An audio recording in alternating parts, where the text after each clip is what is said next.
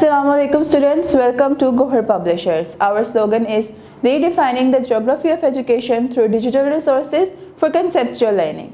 My name is Zainab and I am your geography teacher. So students, in today's video lecture, we will be discussing about Gohar Geography Grade 7, unit number 1, and that is rivers and plains. तो चलिए students start करते हैं. So students, today our topic is structural plains. Structural plains क्या होती हैं? Structural planes basically हमारी साख्ती मैदान होते हैं. और ये किस तरह से वजूद में आती हैं? स्ट्रक्चरल प्लेन्स बेसिकली हमारी इरोजन के थ्रू या जो हमारे सेडिमेंट्स होते हैं जब वो डिपॉजिट हो जाते हैं लैंड पे, तो ये उस तरह से फॉर्म करती हैं. अब ये प्लेन्स बेसिकली अपलिफ्ट या किसी भी सी फ्लोर की अपलिफ्ट की वजह से फॉर्मेशन में आती हैं और ये बेसिकली लोकेट करती हैं किसी भी एरिया के बॉर्डर्स पे और ऑलमोस्ट हर कॉन्टिनेंट में ये पाई जाती हैं. मिसाल के तौर पे साउथ ईस्टर्न प्लेन जो यूनाइटेड स्टेट का, जो कि किसी भी अपने लैंड के अपलिफ्ट की वजह से फॉर्म में आया है. और ये प्लेट्स बेसिकली अर्थ की टेक्टोनिक प्लेट्स की मूवमेंट की वजह से फॉर्म करती हैं. जब हमारा टेक्टोनिक प्लेट्स मूव करती हैं और एक जो है लेवल जो है वो राइज हो जाता है या थोड़ा सा अपलिफ्ट हो जाता है, जिसकी वजह से हमारी स्ट्रक्चरल प्लेन्स जो हैं फॉर्मेशन में आती हैं. और ये बेसिकली बॉर्डर्स पे पाई जाती हैं किसी भी कॉन्टिनेंट के, बेसिकली हर कॉन्टिनेंट में. Now next topic is river plains. तो स्टूडेंट्स, रिवर प्लेन्स हमें क्या समझ में आ रहा है कि ऐसी ज़मीनें, ऐसी वादियाँ जो कि हमारी दरियाओं के या रिवर्स के किनारे पाई जाती हैं. तो इनमें ये किस तरह से वजूद में आती हैं? जब सेडिमेंट्स साइड पे डिपॉजिट हो जाते हैं और एक ही जगह पर जमा होने लगते हैं तो हमारे रिवर प्लेन्स फॉर्म करते हैं.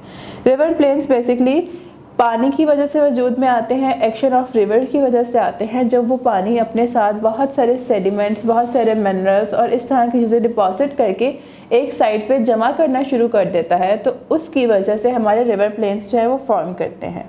और इसकी मिसाल है इंडस रिवर प्लेन और इसकी सबसे अहम मिसाल है इंडस रिवर प्लेन. और इंडस रिवर प्लेन जो है बेसिकली बहुत ही फर्टाइल लैंड है जिसकी थोड़ी सी जेंटल स्लोप है. तो रिवर प्लेन्स हमारे फर्टाइल लैंड में आते हैं. सो इसकी सबसे बेहतरीन मिसाल है Indus river plains. Indus river plains इसकी बेहतरीन मिसाल इसलिए है कि वो हमारे थोड़े से स्लोप्स में आ जाते हैं और वो भी हमारे दरियाओं के जो है सेडिमेंट्स डिपॉजिट करने की वजह से वजूद में आते हैं और ये बेसिकली फर्टाइल लैंड में शामिल होते हैं. अब हम कुछ फीचर्स पढ़ेंगे. तो हमारा जो नेक्स्ट टॉपिक है वो है some features formed by rivers, कि ऐसे कौन कौन से फीचर्स हैं जो कि रिवर्स की वजह से वजूद में आते हैं. तो सबसे पहला फीचर जो हम पढ़ने जा रहे हैं वो है मींडर्स. तो स्टूडेंट्स, मींडर्स क्या होते हैं? मींडर्स बेसिकली जब नदी का पानी ट्विस्ट एंड टर्न्स की शक्ल में मूव करता है तो मींडर्स फॉर्म करते हैं. अब ट्विस्ट एंड टर्न्स की शक्ल में क्यों मूव करता है?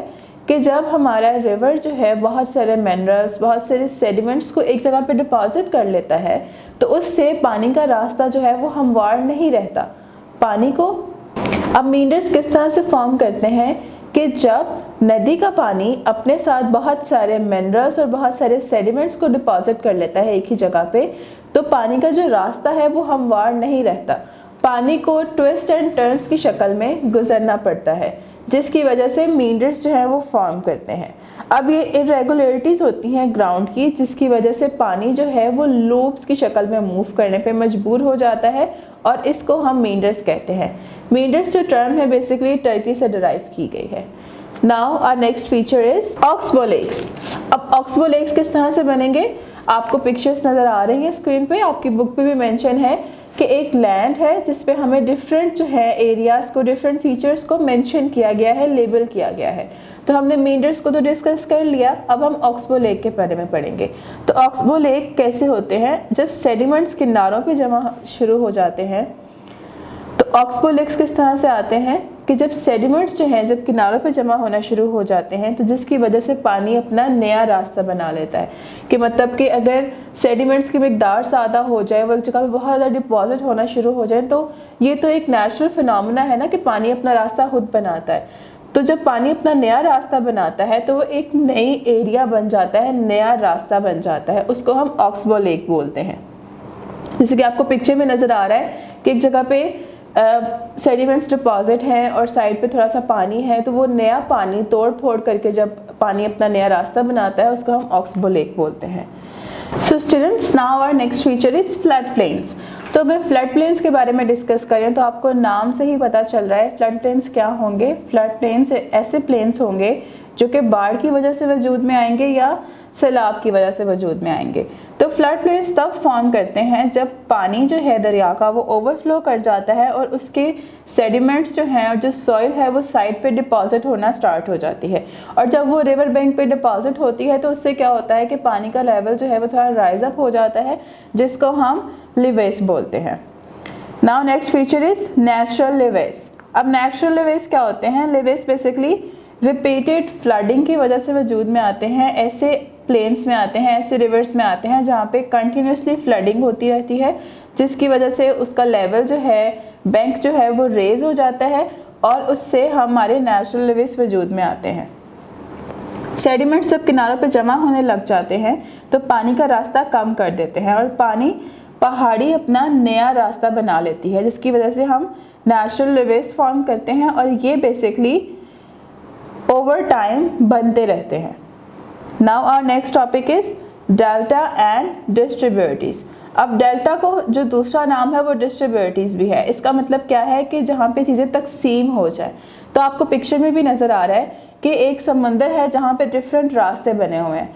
तो जब रिवर जो है वो सी को अप्रोच करता है तो उसकी स्पीड जो है वो कम होना स्टार्ट हो जाती है। वो इसलिए क्योंकि वो नंबर ऑफ स्ट्रीम्स में डिवाइड हो जाता है और उसको हम डिस्ट्रीब्यूटरीज बोलते हैं कि एक पॉइंट से बहुत ज़्यादा पानी आ रहा है, वहाँ पे उसकी स्पीड भी तेज़ है, वो पीक से आ रहा है, लेकिन जब वो आगे अपने डिस्ट्रीब्यूटरीज में डिवाइड होगा तो उसकी स्पीड कम होती जाएगी और जैसे ही वो डिफरेंट डिस्ट्रीब्यूटरीज में डिवाइड होकर सी में फॉल करेगा तो उसके वॉल्यूम के साथ साथ उसकी स्पीड कम हो जाएगी और वॉल्यूम जो है वो एक्सपैंड हो जाएगा। और इस तरह का एरिया जो कि सेडिमेंट्स की वजह से फॉर्म करे या कलेक्शन ऑफ सेडिमेंट्स की वजह से फॉर्म करे उसको हम डेल्टा कहते हैं। So students, hopefully you have enjoyed this video. Now we will see you in another video. तब तक के लिए अपना बहुत ख्याल रखें। अल्लाह हाफिज़।